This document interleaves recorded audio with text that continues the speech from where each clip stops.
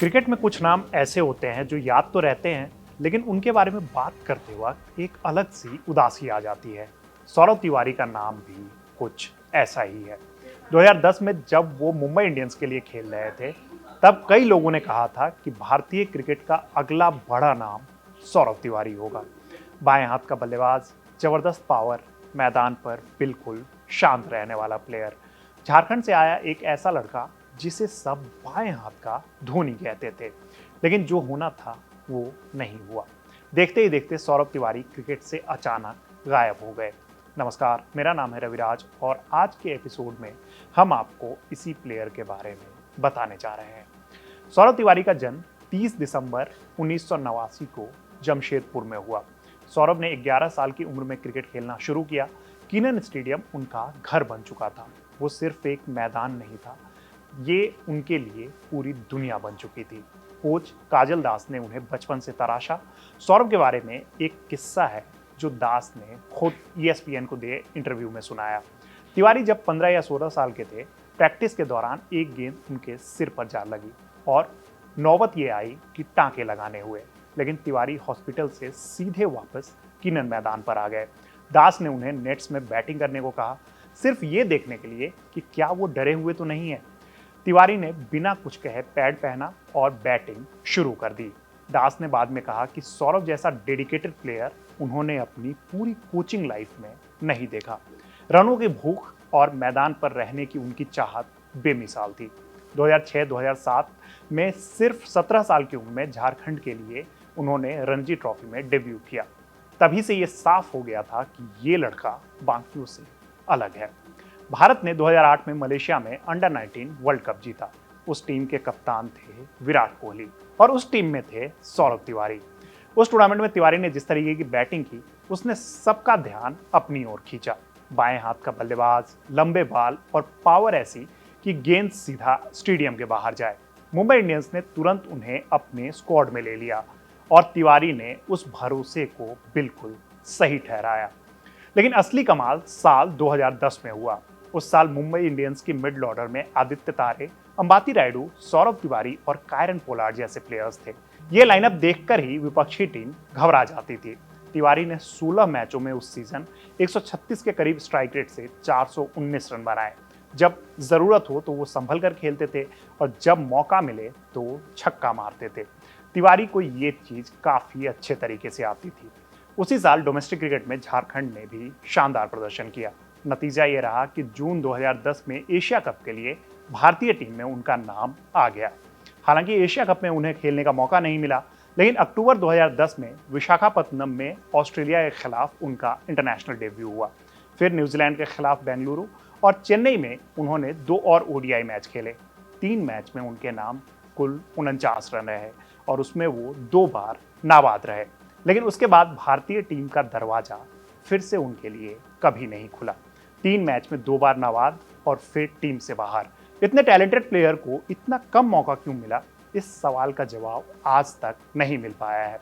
रविंद्र जडेजा ने एक बार R अश्विन के साथ बातचीत में कहा था कि वो आज भी ये नहीं समझ पाए हैं कि सौरभ तिवारी अपना पूरा टैलेंट क्यों नहीं दिखा पाए, क्योंकि उनमें वो सब कुछ था जो एक बड़े क्रिकेटर में होना चाहिए। हालांकि RCB ने 2011 में उन्हें 7 करोड़ से ज्यादा में खरीद लिया। ये उस दौर में बहुत बड़ी रकम थी। अंडर 19 में उनके साथी विराट कोहली भी उसी टीम में थे, लेकिन RCB में वो कुछ खास नहीं कर पाए। बात सौरभ तिवारी की हो रही है। फॉर्म आती जाती रही और टीम में जगह पक्की नहीं हो पाई। फिर 2014 में कंधे की चोट ने उनका पूरा सीजन बर्बाद कर दिया। ये चोट उनके करियर का सबसे बड़ा टर्निंग पॉइंट था। 1 साल दिल्ली डेयरडेविल्स के लिए, उसके बाद फिर 1 साल राइजिंग पुणे सुपर जायंट्स के साथ। हर जगह उन्होंने कोशिश की, लेकिन वो वैसा प्रदर्शन कहीं भी नहीं कर पाए जैसा उन्होंने मुंबई इंडियंस में किया था।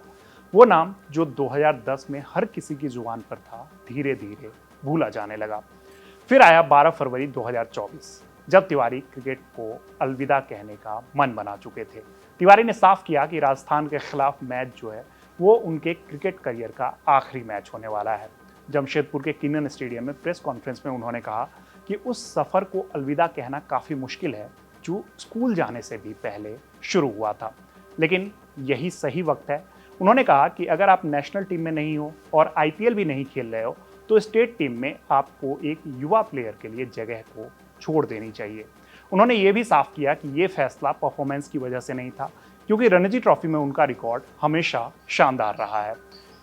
रिटायरमेंट के बाद सौरभ तिवारी ने झारखंड स्टेट क्रिकेट एसोसिएशन यानी कि जेएससीए में सेक्रेटरी का पद संभाला। शहबाज नदीम ज्वाइंट सेक्रेटरी बने और दोनों ने मिलकर झारखंड क्रिकेट की तस्वीर बदलने का काम शुरू कर दिया। इनमें सबसे बड़ा रोल था महेंद्र सिंह धोनी का, जो पर्दे के पीछे से सब कुछ देख रहे थे। धोनी ने सलाह दी कि और बड़े और महंगे कोच लाने की जरूरत नहीं है, लोकल कोच लाओ जो खिलाड़ियों की भावनाओं को समझे और उनकी भाषा में बात कर सके, वो ज्यादा असरदार होगा। तिवारी और नदीम ने यही काम किया। रतन कुमार को हेड कोच, सनी गुप्ता को बॉलिंग कोच और मधुसूदन को फील्डिंग कोच बनाया गया।